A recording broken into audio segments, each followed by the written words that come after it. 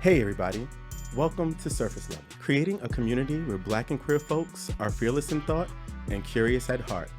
I'm one of your hosts, Tony, and today, Jordan, Damon, and I are discussing Black queer representation in media. Do we still think being clockable stifles personal and professional opportunities? How has self-image, colorism, and femininity impacted visibility? This is P-Valley. All right, y'all, so guess where we're going today? Down in the pank?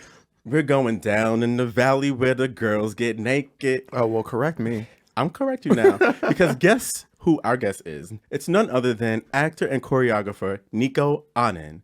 Now, you may have seen him on hit shows like All of Us, Shameless, and Claws. And if you haven't seen him there, you likely saw him or know him from his portrayal of Uncle Clifford on the Starz hit show P-Valley. And season 2 is currently snatching my wig. So y'all get ready to go down in the pank, as Jordan said, because today we're welcoming Nicco Annan to our surface level family. What's up, y'all? Hey. Welcome. Thank you. Yes. Ow. Oh, and for our viewers, Damon's not with us in the studio here. You know, work comes first. This is a passion project, but Mother's in Chicago, doing her thing. Behind God's back. So to start us off today, I wanted to bring a little bit of the show to the surface level table and studio. And I want to play a game to start off with called Think Like Uncle Clifford. Uh-oh. Okay. So I'm going to give you a few scenarios and you're going to have to think like Uncle Clifford. And I'm going to let Damon, myself, and Jordan answer first and then see what Nicco says Uncle Clifford would actually, how Uncle Clifford would respond. Okay. So you and your... This is a good way to get to know one another. To just warm up the room and all the things, right? This is an amazing way to get to know one another. You know, a little icebreaker moment. So you and your bestie switch things up and go to Germany for Berlin Pride. Y'all meet a few local baddies at the club who speak just enough English to get by and want to come kick it at your Airbnb after for a nightcap. Which rule would Uncle Clifford remind you of in this situation? Rule number 67, contrary to Chuckalisa belief, ain't no hoes in this house. Or rule number 2, always know where the exit in this bitch is, because you never know when you got to turn a window into a door. It's Jordan, what would you say? It's definitely the second one. Okay. Because, you know, you can have your fun, but, like, don't be dumb as hell. You know what I mean? Like, make sure that you're, like, you have it figured out. You're thinking ahead. Yeah. Be ahead of the narrative. Yeah, you got to have that exit strategy. Exactly. Damon, what would you say?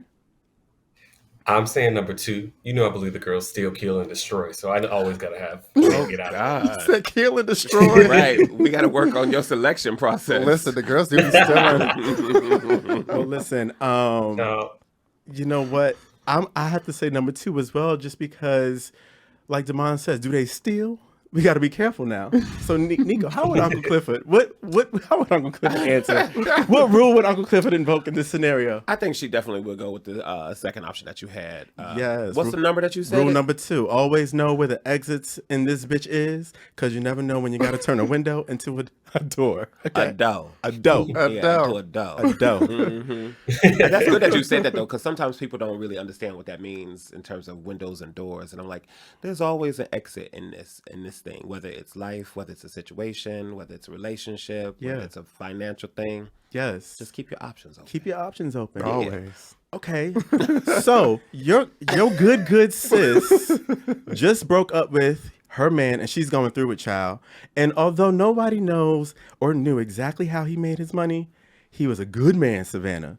Which rule would Uncle Clifford remind us of in this situation? Rule number 24.5, no crying at the pank. Or rule number 54, we don't do tax evasion. Listen. Damon, let's go with you first. I'm going to go with we don't do tax evasion. You don't fuck with the IRS, child. Hey, Jordan? I would say rule number 1, ain't no crying at the pank. Okay. Because that's like a blanket thing of just like, you know, suck it up and move on. You didn't even know where the money was coming from. I'm going to have to agree with you on that and put on my Uncle Clifford hat, because I think Uncle Clifford would say, Ain't no crying at the paint. Suck it up, bitch. 24.5. That is one that goes across the board. That works for a lot of things. Jordan, you're Yes. right on that. Like, it works for a lot of things. Like, suck it up. You know what you got yourself into. Right. Pull yourself up put your big girl panties on and keep it moving. Keep it moving. Yeah. Okay. Okay, so it is the last week of Pride Month, and we are in New York City.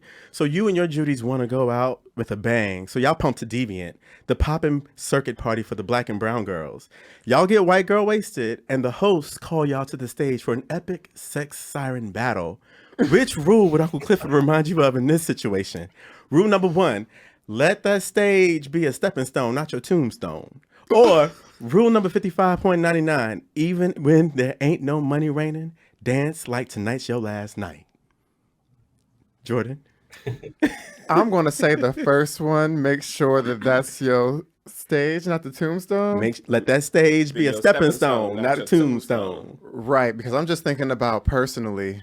It probably would be my tombstone if I had to go up at a circuit party and perform. Why? Jordan would literally give up the I would ghost. actually pass out, actually. From your nerves or from like doing like incredible tricks and things like that? No, from my nerves. Actually, no. I actually have a secret talent of like coming alive on the stage, but like, it's been a while. It's been years. Okay, so you just couldn't use like the silicone and the water and the slip and slide and all the latex and stuff like that. Not in front of a show. Not in front of an audience. Not in front of an audience, you don't get shy. All right now. Yeah. Oh, please.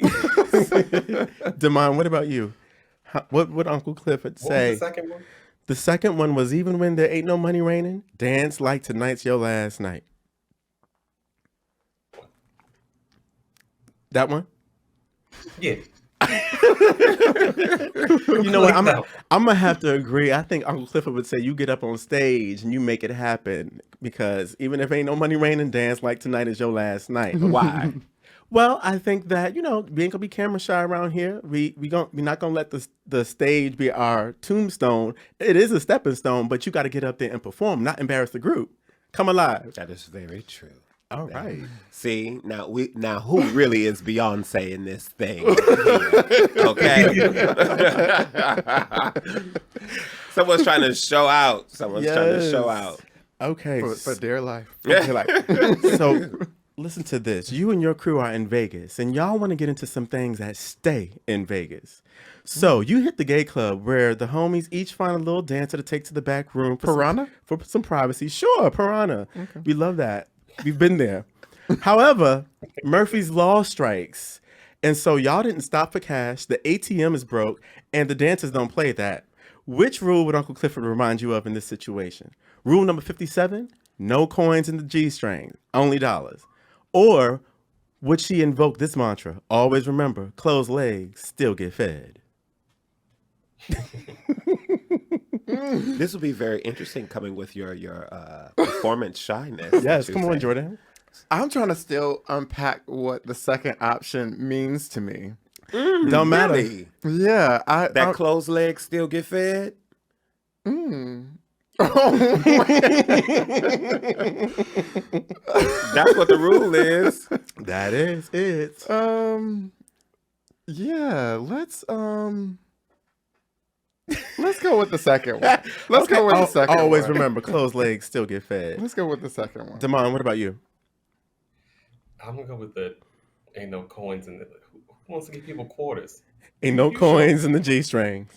Not the girls coming up with a bag of nickels. Only dollars. They coming up with a bag of nickels, that's another situation. Okay, and it ain't cute. That's right. Well, I'm gonna go with because it does mean so many things, Jordan. So I see why you had a hard time figuring out what it means for you. But always remember, closed legs still get fed. What is that gonna do for y'all? Y'all both sat up here and said closed legs still get fed, but we at a club, they ain't got the ATM is broke. What is your closed legs gonna do? I imagine that there's other parts of your body that can make things work for you that aren't around your legs. Right, but they don't have any money. The ATM was broken, so they couldn't get any money, is what you said, right? That is what I said. But sometimes that is the money. That is the currency. What? Other The experience things outside of your Legs. Bitch, y'all not be working at y'all are not working at my fucking club. No, that's getting kicked out. Where's your money coming from You're for fired. tip out? Where's your money coming from to pay the DJ? You're fired. To pay the bottle girls? You know. And you gotta tip the bottle girls. You gotta tip the bartender. You gotta pay the DJ. I'm good for it. The fuck you eating? Good night, Big L. Come take this one away. Oh my God. You know, it's always the pretty Ricky ones. It's always the pretty Ricky ones. Trying to get over on that face card. So, Nicco, for you, because we ask this to every guest, and it's something that it's our hashtag for the show, hashtag stay curious. We want to know, what are you curious about? I was about to say, since you asking everybody, don't be dipping that thing over here with me. I don't Oh, want. I don't all right want now. it. All right now. Hold on now. Right. Hold on now. Listen, what am I curious about, like in life? It don't matter. Just generally. I am curious. What's coming to me right now is like, how crazy is this summer after like being outside? What is this going to be like? I'm curious to see like what that's like. I'm really in a space of like experiencing life in general, like outside the pink now, because we, being filming in the pandemic, having lived in the pandemic and waiting to film and then filming in it. So I've been in these bubbles, of like either in my apartment, because I was stuck here in New York when everything shut down. And because I was finishing a show at the Signature Theater, Hot Wing King. And then I was like, oh, 2 weeks, it's all good, Right. And then here we were 3 months later, and then somebody actually in the building that I was staying in, he jumped. Wow. Yeah, he jumped off the roof and was like, yo, I need to be seen. I'm tired. He couldn't take it.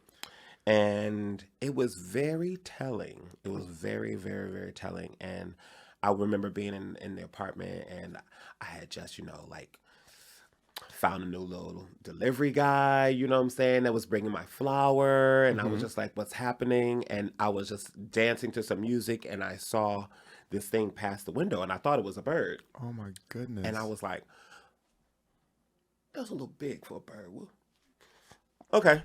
I didn't pay no attention. Right. Kept going. Next thing I know, my homeboy called me. He was staying downstairs on like the 21st floor or something like that. Him and his girlfriend, and they were coming back from the supermarket. And they were like, Nicco, you all right? You all right? And I was like, yeah, what's going on? I heard sirens, blah, blah, blah, blah, blah. Splatter. It was the pink splatter at the bottom. Wow. So God rest his soul. But I knew then I had to get out. Yeah. I was like, yeah, all right, I gotta go. So I went back home to LA, and then I was in that bubble there until it was time to film. Left that bubble and went to Atlanta and was down there filming, because it took us 10 months, to film the season because of COVID and the delays and making sure that no one got sick and all that stuff. So now we out. Motherfuckers outside. So I just want to see what that is going to be like. I'm very curious about that. I want, how many more tests you're going to have to take? I'm curious. People are used to taking tests now, right? Yeah. And it's very different. I think I said this. I'm interested to see what y'all feel about this. Right. Everybody's been taking COVID tests and stuff like that. I don't know how much y'all do, but I was taking COVID tests like every day. Right? Okay. Just because of work and PCRs and all that other kind of stuff. Yeah. I'm like, oh, so are people now going to take HIV tests more?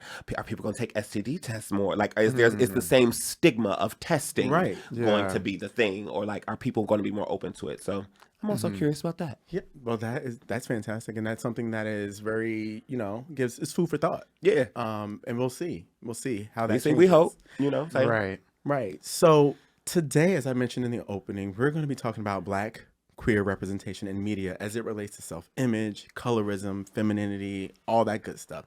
And I want to start here because I was looking at an article on the Washington Post. All right, y'all. The glasses went on. Glasses did go on, so it's serious business. There This you is go. vital information. And so it said that the portrayal of Black men on television, Black queer men on television, it changed in the 90s for 3 reasons. One, young adult children of the white audiences in the 70s were more willing to consume gay characters. 2, the expansion of cable allowed for narrower targeting. And 3, medical advances shifted for AIDS and it changed the stigma just a little bit. And so Black gay representation started to increase just a bit, and it started really with the In Living Color, with one of the sketches that they did was called Men Hated On. it. Yes, it's called Men On. So they were cultural Men on critics. Film. It was Damon Wayans and Men on Film. It was Damon Wayans and David Allen Greer, and they would review whatever it was, films and different things, and then they would give it maybe 2 snaps up, or they would read it. Hated it. So Or a snap and a Z. a little snap and a Z formation, and it was everything hilarious. Look at y'all. Y'all remember that? Yeah. We the same Real black age. don't, right. real black don't cry. Hold on, but we the same. We the same age group. We all came up Yeah. together. That's good. Yeah. Yes, we did. Listen. So let's start here, because discrimination has taught us that in order to be valid at what you do, your gay can't be clockable, no matter what the industry is that you work in. And we grew up in a time where you had to, like in your case, Nicco, you had to be able to play straight. And so I want to know, how prevalent is that idea present day? Who wants to start? I can give some context to that. I mean, I think that in my experience, I think that society is a little bit more advanced. I think that society is becoming okay with knowing that people are gay. But I do still think that, and we talked about this earlier in the season, I do still think that femmephobia is super real. And I'm just thinking about just very recently, just going on Twitter and seeing Lil Nas X sort of voice his grievances about not getting a single nomination from the BET Awards. And I mean, there's no denying that he has released some of the most just culturally relevant music in the last year. So to see him sort of just absent from the nomination slate was also kind of like an eyebrow raise for me. But he mentioned that, Frank Ocean will still get the respect of BET. Tyler, the Creator, will still get the respect from BET. And he said that queer men get more respect when they display less feminine traits. And I think it's very real. I think that, society's moving into a place where they are putting out a message gradually, slowly, that we should be more inclusive. But I still think that inclusion has caveats. It's not always extended to men who are a little bit further on the feminine spectrum. So while I still feel like there's progress, I still feel like there's a lot of discrimination against feminine presenting queer men. Absolutely. Nicco? Do I agree? I mean, I can speak. I mean, just in your experience, and you work in a completely different industry than us, and when it comes to being clockable and booking jobs and gigs, and if people could clock that you were anything near feminine or gay or what have you, that sort of limits the doors you can walk in. And is that still prevalent today? Is it still as prevalent? Is it changing? Has it evolved? What do It you has think? evolved, I think, into a greater conversation. Okay. Not to get too deep, but are we staying on the surface or we going deep? Well, we like We're to, going beyond the surface level. Okay. yeah. So I think that for me, for example, I definitely was trained. I went to Purchase, the Conservatory of Purchase, upstate New York, or Westchester, New York. That was for undergrad, and there was huge conversations. I'll never forget. I had this voice teacher, David Wells, that gave me this Jacobean monologue. We all had to do for our juries, and you had to. It was not Shakespeare, but it was classical text, and he had directed all of the voice students in his version of what this could be. So I had this sonnet, and he encouraged me to use more of my natural self and my sense of humor, and let's just say my flamboyance, so to speak. And there was this, and it went off without a hitch. It was great. I felt great. It unlocked some things in me as an artist to be able to use. I really got to where I am right now as an actor because of instructors like him that kind of encouraged me to dive into my femininity, that encouraged me to be my full self. But there was this huge conversation and this uproar in amongst the faculty of like, oh, he's never going to work if he does this. Like, what are you doing? Why, and they were coming at me directly, not coming at the professor who directed the scenes, but they were coming to me as if this was my choice. And I thought that was interesting because my choice was to do what I always knew to do, is to play straight, or to be unclockable. And then you fast forward to where I am now playing a non-binary character like Uncle Clifford, and I'm having conversations with people that are like, oh, I never saw you as Uncle Clifford. You're so masculine, and you're so that, and I'm like, y'all don't know what the fuck y'all talking about. Period. That's how I really feel. Yeah. I am a man. I am a Black gay man, and my Blackness is not based on my femininity or my masculinity. My artistry is my art.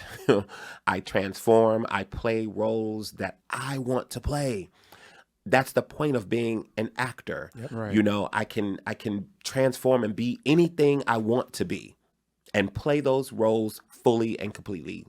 I think sometimes people get caught up in feminine and masculine, but I think it's interesting. I don't know if it's my age. I don't know. I definitely know that when I was in my 20s,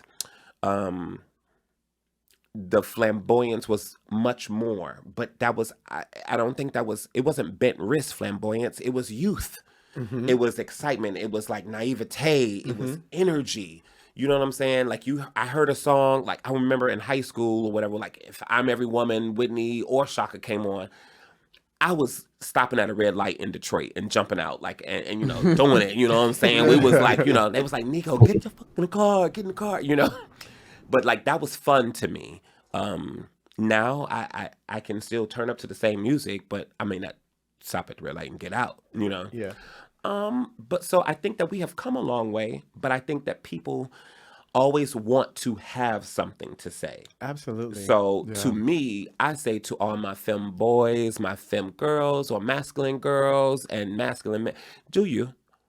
I say, do you? And I feel that people will catch up. I feel like when you walk in a level of authenticity, people who are going to be drawn to you will be drawn to you Exactly. regardless. And that is for a job interview. That is for a role. Yeah. Yeah, no, that's 100% because, Jordan, Damon, and I work in like traditional corporate environments. And so in the beginning, we've been in our careers at least a decade, a little bit more.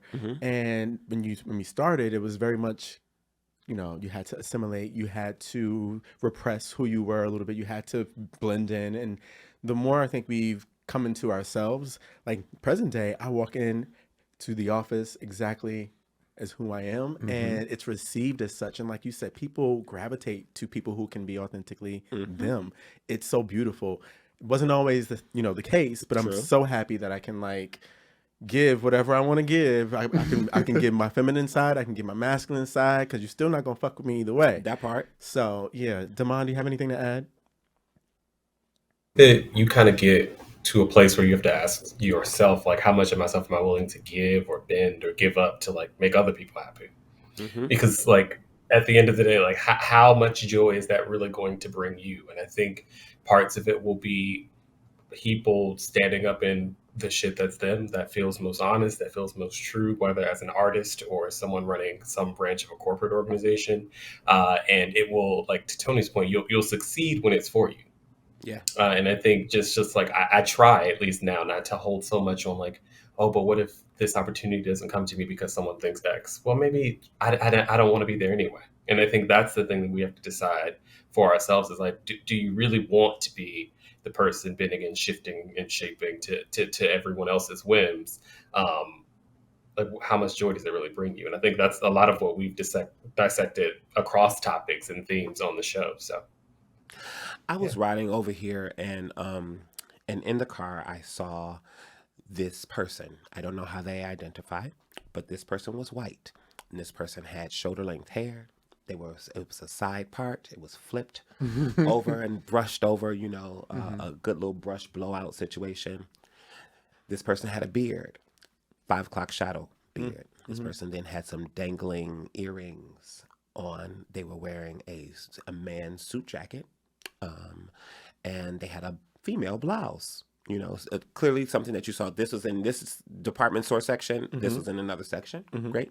Pants and shoes. And they had their bag tucked under their arm. And I said, wow, look at that. In the middle of the day. Manhattan just walking around. daylight. Right? And I loved it. I loved it. But I also knew in that moment, oh, that's a white person now. Oh. Do you understand what I'm saying? Yeah. There is a difference. There is a difference because if that had been a black person, and if that had been a black femme boy or black masculine female or girl, like there would be some other confusion and like all these eyebrow raises and stuff like that. So to me, it's a different conversation for us because people see your blackness before they see your queerness oftentimes. Right? Yeah. And regardless of where you are on that spectrum, you still black. You know what I'm saying? Or you still a person of color. So there is then that. And I think that for so long, one of the reasons why we have a retard when it comes to the conversation, it's because we have had to deal with that part first. You know what I'm saying? We're now just kind of unpacking this other things of identity, you know, and sexuality. When I look at my family, it's a different thing. My family has always supported me. It used to be, oh, you know, he a little sweet. Oh, you know, you know what I'm saying? But that boy be good. You know, he be doing that tap dance and he be doing that good thing. You know what I mean? Yeah. It was a level of performance that actually allowed the acceptance of your femininity in different ways. So it's a lot of different things. You know, if you was feminine, but you could do the hair, then there was nothing to talk about. Or if you was feminine, but you know what, you was good, and you know you could design their clothes, or you know you was making their wigs or whatever. Like it was always, if you could do something for me, there was an exchange. Right. You know what I'm saying? It was transactional. So it's interesting. I think we're in a new day. We're in a new day right now. But when it comes to the industry, I always tell young people, like I've taught and I have mentees, and I always tell them, it's about what you want. What is it that you want? I knew that when I was coming into this game that I didn't want to be pigeonholed by anybody on anything, because there was so long when I was here in New York that I wasn't cast in shows, not only for my queerness, but because of my size and because of my color. Oh, you're the big dark-skinned boy. You know what I'm saying? When I auditioned for Man of La Mancha on Broadway some years back, I went specifically to the dance call because I wasn't a singer. Like I had my musical book, and I've studied opera and vocal training. I can sing, grew up in the church singing in the choir and all that other kind of stuff, done tons of musicals, made a living at it. But when you standing next to someone like let's say a Michael Kilgore, that's a friend of mine. We don't have the same kind of, Michael sings down. You know what I'm saying? I can sing. He sang. You know what I mean? So it's like in that same kind of a conversation, it's like, let me back up a little bit. So I went to the dance call because I knew I could dance. I know I can dance. People look at me and I'm like, oh my God, you really can dance. I'm like, it says it on the resume, but y'all don't believe it. Okay. But the director told me, he said, Nicco, I'm going to have to cut you now. It was down to 5 people. It was the last 5 people. And he said, I'm going to have to cut you now. I said, why? He said, because I'm going to want to look at you. Oh. I said, huh? He said, you're going to distract from the lead. This is for an ensemble audition. And because you are moving and you are doing these things, I want to look at you. I'm like, look at that big boy. Look at him. He's just going and he's just going. So then you have the whole thing of size. You know what I'm saying? And we deal with that in the community all the time. You don't know fats, no femmes. You know, so it's, even within our ciphers, it's a lot of different, the conversation is there. I do say that I don't hear it as much. It's changing a little. Right, but I'm also not online like I used to be. Well, there's that. There's a difference. There is. No, I think that was actually a really good segue into part of the next thing. I think as Black queer people, image shows up in so many things professionally and personally. We're either too black, too femme, too slim, too tall, too short, too fat, etc. And I think you talked a lot about the focus on your image in your work. How do you kind of work through that? How are you navigating that? What choices are you making in your life professionally or personally to combat that? My choices are honor how I feel that day. Literally, honor how I feel that day. I don't feel restriction in all of that. When I'm thinking about like my character, for example, like when I'm playing Uncle Clifford definitely lends, she lends toward the feminine, but even still, she is very conscious and uses pronouns she and her, but she's very conscious of, I know I have all of these parts of my body. I have male parts. T.S. Madison just made this post. It was like, what did she say? I have an announcement. I'm a woman. She says, I'm a woman with male parts. Wow. With male parts, 3 male parts. You know what I'm saying? Wow. And it's beautiful. It's beautiful. It's one of the reasons for me, even in my portrayal of Uncle Clifford, that I am open and I wanted certain things to be a part of the conversation. I wanted, it's a show, P-Valley. We're dealing with the strip club. We deal with our bodies, and it's not about objectifying or sexualizing the women's bodies, the men's body. There's an equal opportunity across the platform for all of these bodies to be used and seen as art and the work that they do. So when it comes down to Uncle Clifford, to me, it's false to then shy and to have this level of shame. I had read these comments from season 1, episode 5. Yeah, episode 5, when Uncle Clifford and Lil Murder have their first, physical encounter, and Lil Murder sleep on a couch. Okay. Right, and it's the morning after, the afterglow. The girls are living now.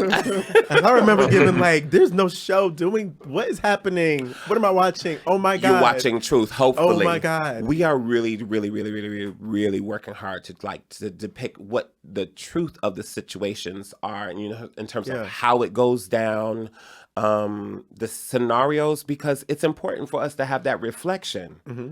It's important to have a reflection and not have some sanitized version. But that moment that I was just talking about was when Uncle Clifford is looking in the mirror at herself, and then slips her wigs on, and she's looking, and there were a row of people that were talking about, oh, she's ashamed of her body. Oh, look how she's hiding. And I was like, no, that ain't it. No, we loving on the handles. We was thinking about, whoa, he kissed it there. He kissed it there and touched it there. That's very Vera from 7 Guitars and August Wilson. That's my theater days coming in. Oh, he touched me there and he kissed me there. Yes. So you're like, I'm that gonna was start what thinking about it. Because I'm gonna start using that for myself. Listen, I can see Touch it. me there. I can Kissed see me it. there. When I go back to Damon and Jordan, I'm gonna be giving very much. How was your night last night? Oh, he touched me there. He kissed me there. Yes. I can already hear it. I'm gonna need that reference. I gotta go back and watch. Yeah. You don't have to be ashamed of yourself. And when you love yourself, that makes other people love you more, I think. So in my career, I'm very I am conscious of what I'm doing. For example, like when I was on Shameless and I played a gay pastor, they actually asked me, like, are you okay playing a gay person? And I was like, yeah. Like, it was so strange. I was like, are y'all trying to make him like some pedophile? Like, is he the killer? Like, what's the issue? No, oh, no, Nicco, nothing like that. He's a pastor. And I was like, okay, we are pastors too. Mm-hmm. Just because you gay don't mean you don't know the word. Because baby, I know the word. I'm up in that word every day. That's the only way I made it through. You understand what I mean? So I'm seeing there's a lot of parallels with the characters you play and just you. Well, you have, as an actor, you have to bring some of yourself to the role. There's a conversation of where do they meet, and where the character takes you beyond. Uncle Clifford definitely takes me way beyond Nicco's comfort zones. You know what I'm saying? But there's things that I feel that Nicco brings to Uncle Clifford that grounds her. There were things with Shameless, that character, or even in This Is Us on NBC. I remember playing This Is Us, and sexuality wasn't talked about. But the character was a choreographer, the dance team of all the girls. And I was like, oh my God, I'm so nervous. I was so nervous. And I was like, Nicco, why are you nervous? Like, you literally, first of all, I was still working at the hotel at the time, and I was still teaching. I wasn't still teaching. I had just left teaching here in New York a year previously, where I was teaching literally 4th, 5th, and 6th grade girls. Wow. And I was like, yeah, Just do what you know to Exactly. do. Just do you understand show what I'm up. saying? Just Yeah. that's it. And as a person, you speaking gospel right there. Just show up every day. Just show up for yourself, for your job, for your kids, for your lover. Show up. For me, I had to talk myself into that in the moment. I was outside and I was like, what are you doing? You tripping. Here we go. And so I just went in and did it kind of like I ran my class. Well, yeah, it was imposter syndrome. There you go. Exactly. And then there was no conversation then about, oh, is he gay? Is he not? But for me, I had made that decision. And those are the roles that I wanted to just show our range of, everybody, you can be, quote unquote, sweet or have sugar in your tank, but you still can beat a motherfucker's ass. You can still entice this kind of a motherfucker. You can still do like all the things. You don't have to be restricted to one thing. When you say sweet and sugar in your tank, that brings me back to my childhood. It takes me back, my too. my black grandmother, I remember being asked like, "You ain't funny, is you?" And I was funny, I guess. Right. But I was also like, But I was like, no, I didn't know how to answer that. And I also was dealing with like, this is her way of asking like, am I gay? How old were you? I think I was college, but still, in the moment where I wanted to respect my elders, but also in the moment where it was like, Grandma, it's quiet for you. And so I just said, like anytime I went out, is it girls? Is it guys? She would ask like those kind of questions. Like, what is the composition of the friends that you're hanging out with? And I would just be like, it's girls and guys. And it was, but it's given, girl, you are trying it, and just made me push away from the family. Gotcha. Yeah. Did that do that for you? I mean, that definitely like triggered some like memories in the past. I remember like when I was very young, I was probably around like 10 or something like that. And I was with my aunt. I just finished like a basketball game that I was forced to play. And some woman that came up to me was just like, oh, like your eyelashes are so long. Like you like, are you funny or something like that? And I literally, I knew exactly what she was saying. She said that in front of like one of my aunts, and who also had comments about my sexuality. So it was like as a 10-year-old, you're sitting there like, no, like I know that I have to be in this environment for the next 8 years, right? And I have to survive it. And it's when you ask the original question about like sort of self-image and how you're always so hypersensitive or hyper aware of how you're presenting yourself, like it's ingrained like in childhood. And when I think about the span of my life, like I spent 2/3 of my life like just hiding parts of it.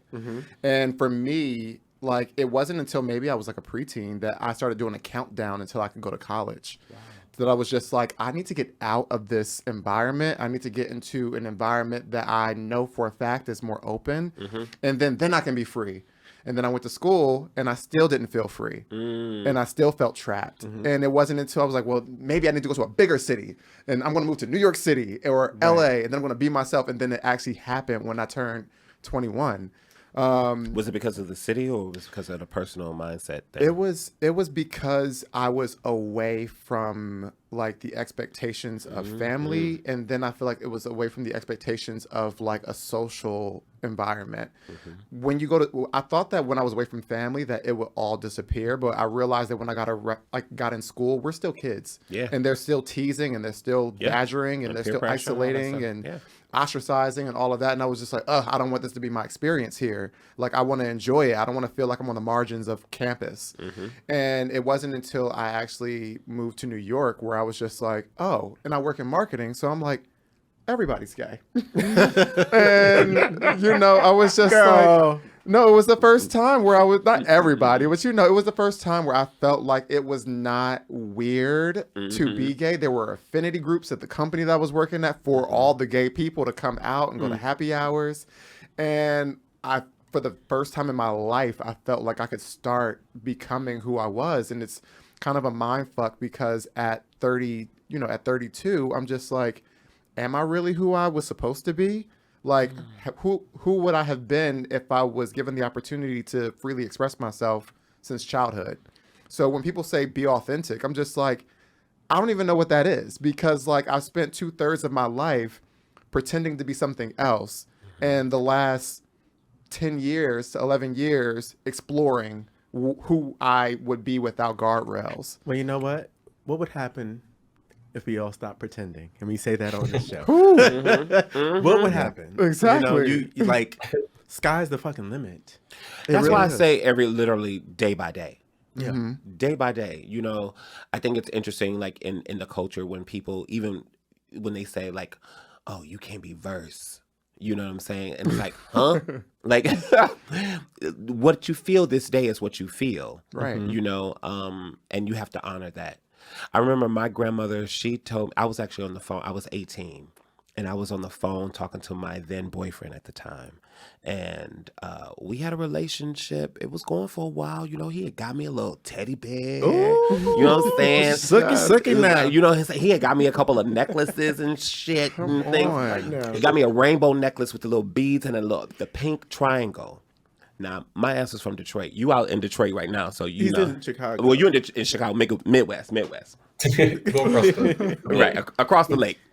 So we knew house music down, but I ain't know nothing about no rainbow. I ain't know nothing about no pink triangle. I had no idea what that meant. I had no idea. I knew I was gay. I knew about gay clubs, all the things. Yeah. I rocked this damn necklace. I rock diamonds on my neck. It was diamonds on my neck. And I was like, and then somebody's like, Nicco, you gay? Okay, the directness. right now. But Shift the wig. what was crazy is that I had the girls that was in high school with me, like, you know, and Kendra and Tiffany, and I was like, he ain't gay, he just funny. You know? And I was like, wait, I didn't even have time to answer. I didn't say anything. So then when my grandmother, I was talking to my boyfriend on the phone, we was talking, going out, what we gonna do? You know, nothing special. Like we was going, all of us, the group of kids was going to the party. Yeah. Get off the phone. I was cleaning her house at the time. I was dusting underneath the dining room table and dusting the chandelier. You know, just thing that your grandchildren do. You know? Yeah. I got off the phone and she said, come here. She said, sit down. And I went in the living room. I sat down. She said, there's one thing about it. But is you gay? And I fell out laughing. That didn't gag you? I would have been clutching my pearls. Was that a nervous laugh? It was an absolute nervous laugh Okay. because I was just like, how the hell do you come out your face, old lady, and just say that to somebody? And I was like, well, shit, she's so bold to ask like this. She want to know. Yes. And I was like, Right. yeah, grandma. And she said, well, it's one thing about it.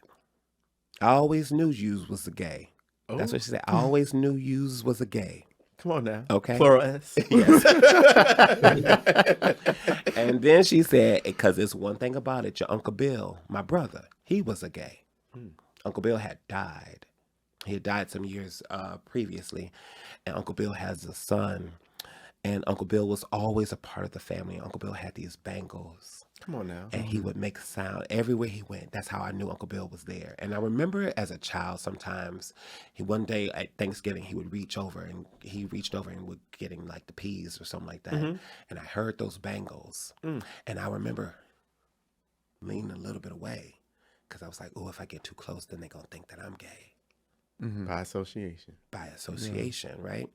But the fact that my grandmother said that my brother was gay. And I was like, oh, he was. And she said, yeah, I always knew you was gay. I told Sandra. What? I can't help but sit here and because I'm sure someone has said this to you if you had your own thoughts about it, but I'm drawing the parallels between like Uncle Bill was the Uncle Clifford Yes. in your life. Absolutely. Before Uncle Clifford came Absolutely. along. Wow. There's homage to Uncle Bill. Come and on Uncle now. Clifford.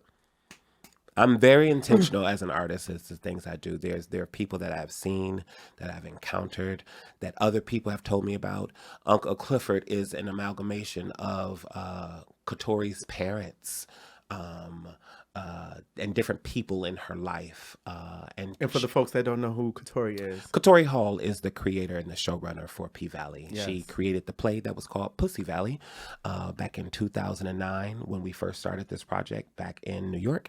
And then we moved on doing workshops with it. No one wanted to produce the show. because they thought that it was too risque. They said that no actors would be able to portray these characters, and they could only do it with dancers. And then we did it again with dancers, and then they were like, oh no, they need to be stronger actors. And she said, I told you, it's all about the story. This is a show about story and these people. The dance is a part of it, because we don't go into the story and the hearts of these people. She wanted to really dive into marginalized communities. That's who she is as a writer. All of her work, she's won the Olivier, she's Tony nominated. She wrote Tina Turner's story on Tina on Broadway. Oh my goodness. She has the Pulitzer Prize. We won the Pulitzer for Hot Wing King. It's a gay black family drama. All these, it's 6 men. I wanted to see that. It was so awesome. It was the first time that I, as an actor, was able to be on stage in an authentic space as a black man and as a black gay man. And it was like, oh shit. I had a breakdown in the middle of rehearsals, because I was like, you've been fighting to get up on Broadway all these years, but now is the time. You know, the world wasn't necessarily ready at that point. So sometimes they say God's no, rejection is the protection, you know, and I felt like my no, my hold back, not yet, was always about fortifying my faith in myself, my abilities, so that I don't have to question. There's a lot of questions that come at me for the roles that I play or what I could play. And I don't, in my heart of hearts, I don't give a fuck. Love that. I don't have, like, I don't. Channeling. I was just our like, brother, our brother yes. Damon. That is channeling our brother Damon. Damon, you feel that same way? That's Damon. That's I don't ever give a fuck. How did you get there? You know, I was listening into what you all were saying. There was just this.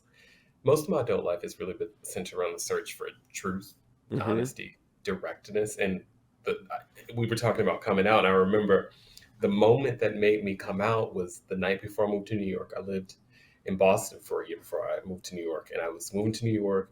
And I remember my mom was on the phone with me, and she was like, oh, when are you going to have like kids or something? Like one of those questions that like you're saying one thing, but I know what you're really asking me. And I remember I called my dad and I said, I'm moving to New York. I'm not going to let them live another lie. I'm gay. Tell mom, she'll deal with it. Okay. And for me, it was at that moment, it's just like, this is what it is. If you like it, great. If you don't, fuck it. And I think sometimes that's hard. I think that's a binary of experiences and thoughts that like I try not to be as literal on all the time. And as I've grown from like that space in my life, thinking about the complication of people and what all the bullshit they're bringing to the decisions and how they treat you, so on and so forth. But purely it became, for me to live as me, and if you don't like it, you can't be here. And I don't care what title you have. And I think some people give so much deference to parent, sister, brother, friend, whatever the thing is. But really, it's just about like, I'm going to be a person. I'm going to surround myself with people that support the person that I'm trying to be. And anyone else can not be here. And I really don't care what structure of society has told me that you have to be here. You have to love such and such. And like, luckily, I've had an amazing experience with my family and they've accepted me and so on. So like, there's just been a lot of growth over that time. But purely, like succinctly, choosing me. Yeah. One of the things you just said that about having a positive experience with family, a lot of us don't. A lot of us don't necessarily and have not had the space where it has been okay, where you have been accepted, you've been told and poured into in a certain way. I was one of those people who was. Even though things were not necessarily talked about, and I used the term sweet earlier, it reminds me, have you read that book, Sweet Tea? I forget the author, so but Sweet Tea, it is a culmination of stories of Southern Black gayness, and it uses the metaphor of the sweet tea and about talking about homophobia and things like that. It's really, really, really beautiful. But I really wanted to express and make a platform for the space where there is love. There is love where, you know, there are the people who throw their children in the garbage can, like we saw on Empire. You know what I mean? To Jussie Smollett's character when he was a baby, you know. And then Lee Daniels came out and said how that was a part of his story, I believe, if I'm not mistaken. Don't quote me. Well, But for me, I had definitely tragic situations happening to me in Detroit growing up. Unfortunately, I thought that those things that were tragic, I thought that was normal. I thought that everybody was having knife fights. I thought that everybody was getting, held up. I thought that everybody had to learn how to fight a certain way. Not necessarily the case once I got out of the city, moving away from home. That's why I always say it's something big and beautiful about that stretch, just as a person. But I wanted to make sure that there was space for people to see who do have queer children, that you can love them and that they can be just as formidable and responsible in society and loved. I wanted to make sure that there was a space where we can have conversation between the heterosexual community and the homosexual community, like and the straight men, the non-binary people, the queer people, the femme people, all like. That's where Big L, that's where Diamond, that's where all of those kind of characters come in to play Corbin with Uncle Clifford, and seeing those heavy relationships, I just think that it's really important that sometimes, that's why it says P-Valley, it'll say Chucalissa, Mississippi. Chucalissa is a fictitious place, right? And that's meant to represent the different cities along the Bible Belt in the Dirty Delta. But it says Chucalissa, Mississippi, yesterday, today, and tomorrow. work. Because what we represent is what we come from, who we are today, but also here's a glimpse of what it could be. Yeah. What it could be. When I get asked to go to clubs and things like that for appearances and stuff, I'm coming as Nicco. Nicco is more than enough, my dear.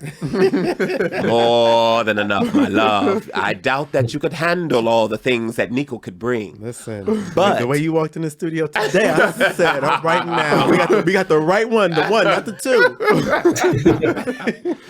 But I'm not coming as Uncle Clifford, because Uncle Clifford is a character. She represents many different people. So if you want to hire a non-binary person, you should call one of my non-binary sisters or brothers or thems. Yes. You should, because they deserve the platform, because that's how they walk through the world every single day. And you're not going to make me disrespect that, or I'm going to make you respect that. You can hire me and you can hire Saucy Santana. You can hire me and you can hire Big Frida. You can do all of these things. There's not just room. There is more than room at the table for all of us. See, we sitting here at the table. D, you over there in Chicago. There's 2 spots still waiting. And then there's room over here for another 2. The dining room table always got that leaf in it that you can open up, make it bigger when the greens come out. You know what I'm saying? It's time for the crab boil. Like, let's go. Let's all eat.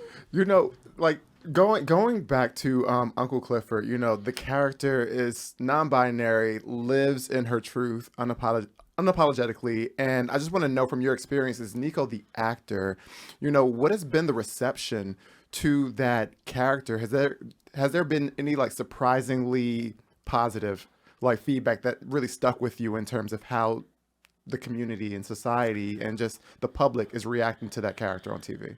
I did not know that this was going to. I knew that the show was going to be big. Work. I knew that. You have a feeling. No, I had a fact. Oh, I had a fact and that was from when we did the full production in Minnesota at Mixed Blood Theater. There was a situation that happened at the end of Act 1. And this happened more than once. And it's a theater, so not a lot of us go to theater. And I say that we need to support our theater and our stories that are being told out there. And that's the only way things continue to be amplified. So yes, ma'am. Go to the theater, y'all. See your people. See your stories, because that matters. But there were a group, maybe 5 to 7 of us. These are Black and brown folks. They had come to the show. In the show, there's live pole dancing, literally in the show. So the women and myself are up on the pole doing these monologues and talking and literally living and dancing while you're going through it. Wow. And that's the thing I think that started to take people by surprise, that I thought this was about a strip show, but wait, you making me feel something while you're I'm not supposed to feel nothing. You a stripper. You just non-binary. I don't know what you is. You up in this wig. I don't know what you, but you making me feel something. So I knew that we had something there. And then at the end of Act 1, there was a fight that broke out on the stage. It's scripted every time, Look at you. Said, you see? The girl. You see? Tony said, wait a damn minute. CD, it's a good thing that you're out in Chicago because this one over here like to start trouble. I'm used to it by now. Okay. So there was a fight that breaks out at the end of Act 1, and the brothers that were with these in this group, they got up and started running. It was like, oh shit, oh nigga shit, fuck, what the like they start running around up on in the audience, and we were underneath the bleachers, waiting for the blackout tapping for the lights to go out so we can exit and go to the dressing room. Very much theater, smoke and mirrors making it happen. But when they got up and started running, thinking that it was a real fight, like they needed to get out the club. And his girlfriend was like, boy, sit down. It's a play. It's a play. And he was like, what? Nigga ain't fucking up in a fight. Oh, shit. He was so into it. He was so into it.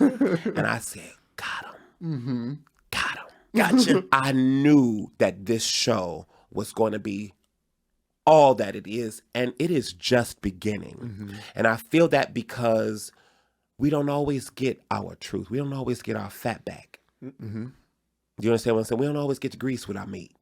And you're going to get this greasy meat. And you're going to get it all. Do you understand what I'm saying? You're going to get it all with P-Valley. Yeah. Listen, the opening scene, season 2, I need you to come deep inside. That's right. But don't hit them walls. Don't hit them walls. At least not yet. Yeah. Because I want you to every once in a while. Listen. When I saw the car watching, I said, let me pour another drink. But what people don't get is like everything is so intentional because that's a Crown Royal cape. That cape is made out of Crown Royal bags. Out of MP. Yes. I gotta rewatch. That purple and gold, it is Crown Royal. Yes. And it's that because it's the pandemic. All of us been smoking and we've been drinking. We quarantined thick. And I was like, Uncle Clifford probably been dealing with some depression. And you see in episode 2, she was like hollering like, look, I ain't had no dick in 5 months. Okay. It's all going, I'm still living with my grandmother. My birthday is coming up. I'm about to be 40. Try 15 years. Okay, that's what she said. That's what she said. Mother Loretta Devine is gathering me. She said, give a bitch a hug. Yes. Because you needed that touch. You needed that touch. And that's the stuff that Katori laced in the show because it's really the truth. But I am surprised at how many how do I describe them?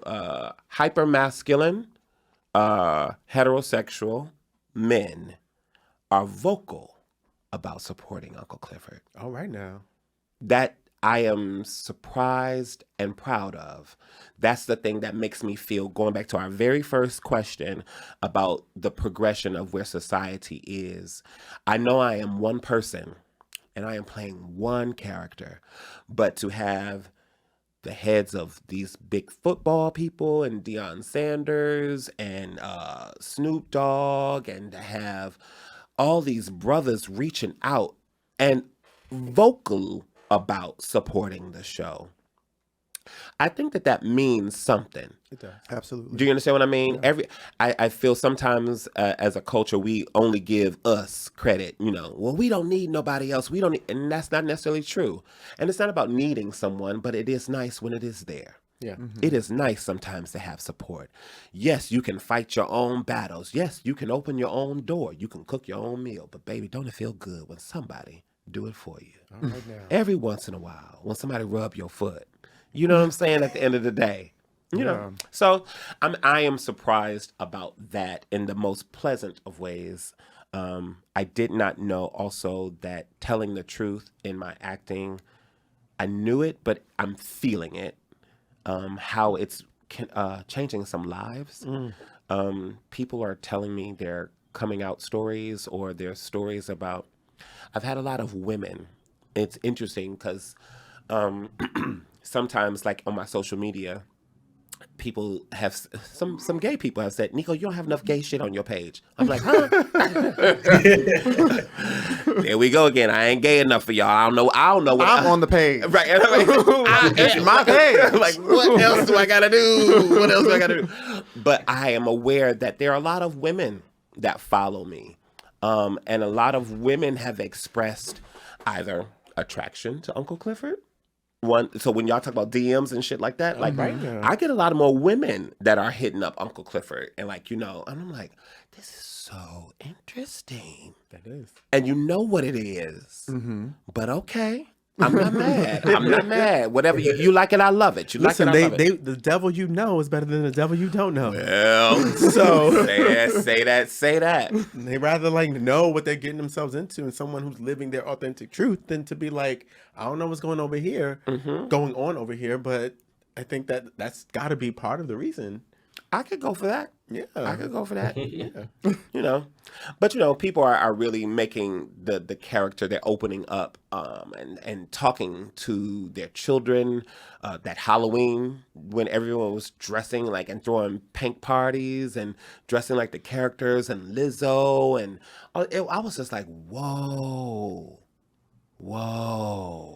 Yeah. I didn't. My sister Nafisha Nicholson, Jay Alphonse's wife. She told me, she was like, Nicco, just wait. People gonna be dressing up like you. And I was like, ain't nobody gonna be dressing up like Uncle Clifford. Get out of here. But she saw something that I didn't see because I was in it.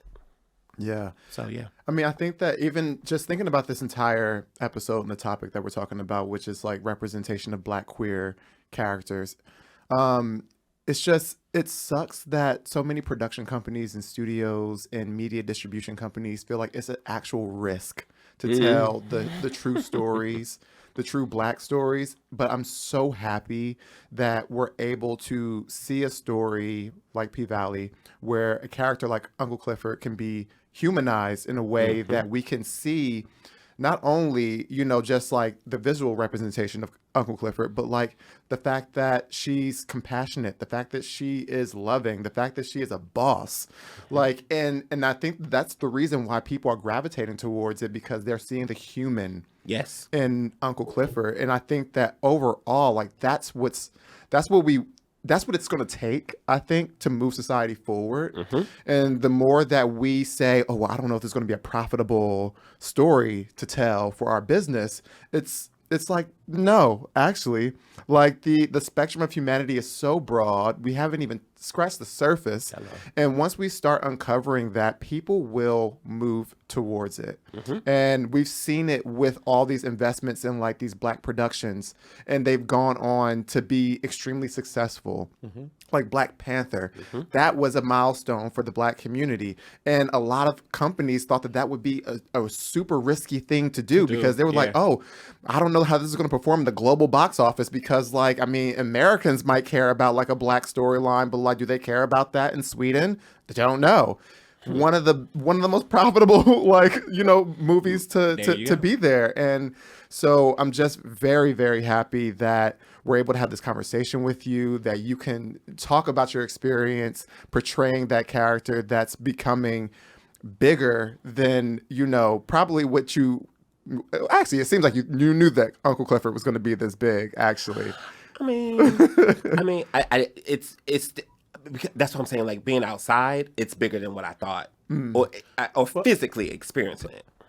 But I do, because I know we're about to wrap up, but I can't let us leave because I do want to hear on the flip side, disappointments, some things that have disappointed you about how the character has been received and about the show in general. Has there been anything like that? Like, I really want to know, is there anything out there that you've consumed and read or what have you that's like made you like, damn, they don't get it? I was expecting a lot of, oh, here we go with another man in the wig. Okay. I was expecting that. And I remember specifically on my own social media, I had unfollowed a lot of comedians that I happened to have found. You know how people get added to your timeline through somehow, some way. Like, did I actually follow this person? Like I unfollowed a lot of people, and I unfollowed a lot of people creatively because when I'm in the zone, I don't want to be influenced by other things. But one thing that I knew is that I wanted to bring this humanity to the character and to the world. Yeah. I've been playing this character since 2009. Work. Okay. So when it got to That point, gay bitch. She is tenured. there you go. So because of the fact that I had space in between, the character taught me so much about our community. The character taught me so much about the dangers. When the director from the play originally wanted me to shave my beard, it was like, okay, Nicco, it's time to shave your beard. Or, oh, Nicco, it's time to go get your nails done. I was like, oh, okay. What are we doing? Oh, no, we're going to just send you to the nail salon. They're making press-ons? No, they're going to put on the acrylics. And I was like, we got a problem. Mm-hmm. We got a problem. One, creatively, the play takes place more than one day, more than 1 week. Uncle Clifford would have gotten her nails done a couple times. So we go. Where's the change? We got to be able to flip that. We got to be able to flip the wig.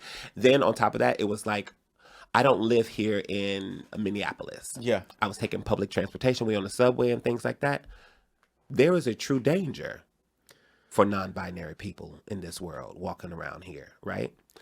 That allowed me, one, as the actor, to feel and digest that. You know, what is it that we go through? What do the members of our community go through that have a physical appearance that is other than what you think I should be presenting? Okay? So now I got that. So then I had to have the conversation of, well, because if I have to fuck somebody up, because I am from Detroit, if I got to fuck somebody up, I may not get to the show on time. What you gonna do? Oh, I didn't think about all that. Shave your beard. I don't think Uncle Clifford would shave her beard. For what? I gotta let you know, one, this is not a drag show that you coming to. This is not drag that Uncle Clifford is doing. In the sense of drag, everybody is in drag in terms of clothes, like RuPaul says, yes. Mm-hmm. But this is not a drag show. This is not a show. This is who she is. So there's a story behind how the beard got to be how it is.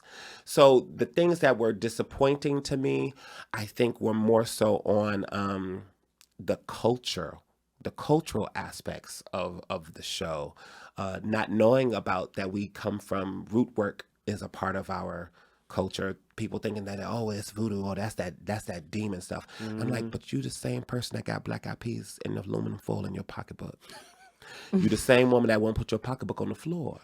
You the same person that's spitting on the broom because somebody swept your foot or throwing salt over your shoulder. You the same person that's using Palo Santo to cleanse your air.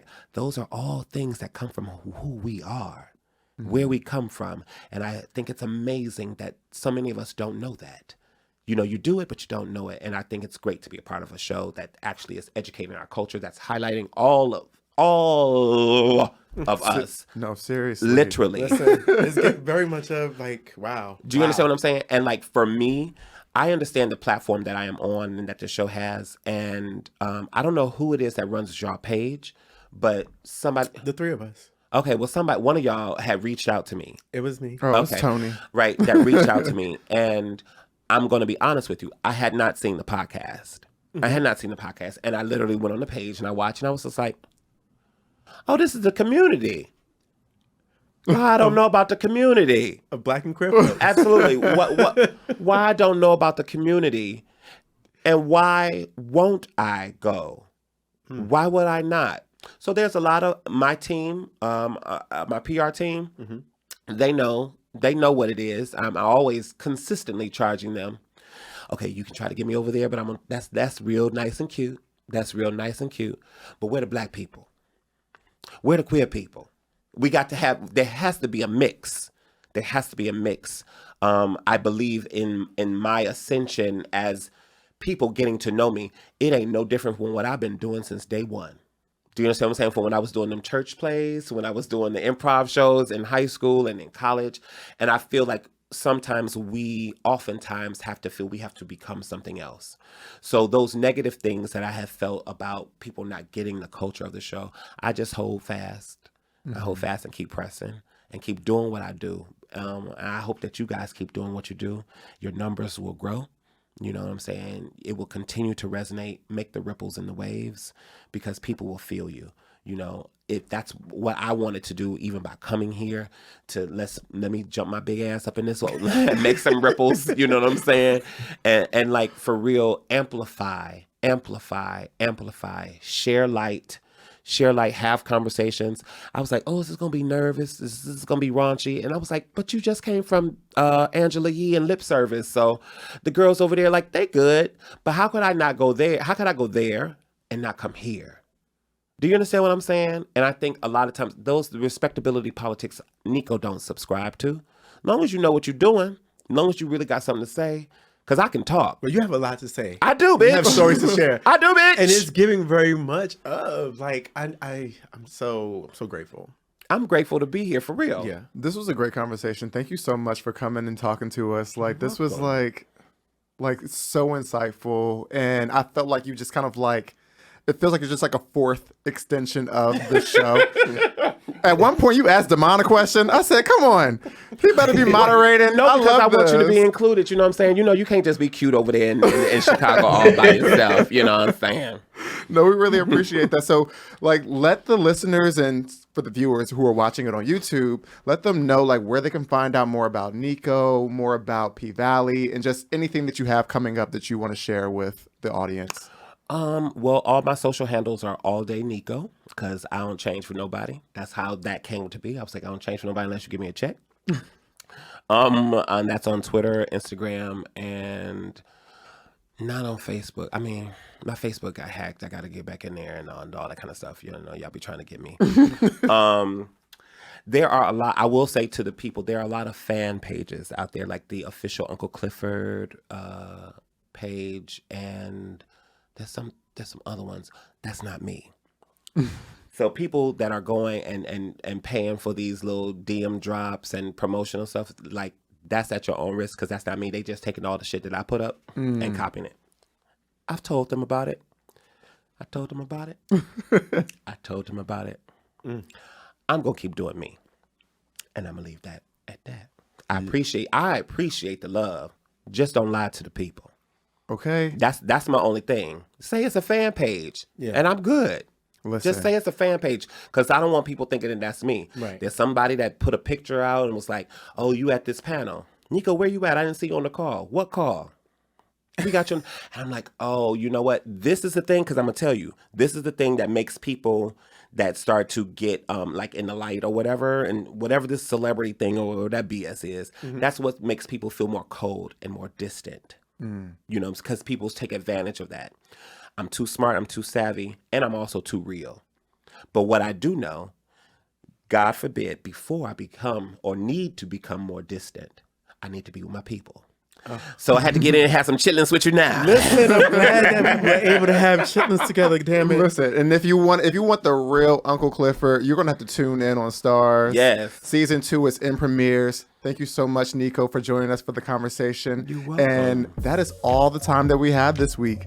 This season, we're raising money for the Ali Forney Center, an organization committed to protecting LGBTQIA+ youths from homelessness and empowering them to live independently.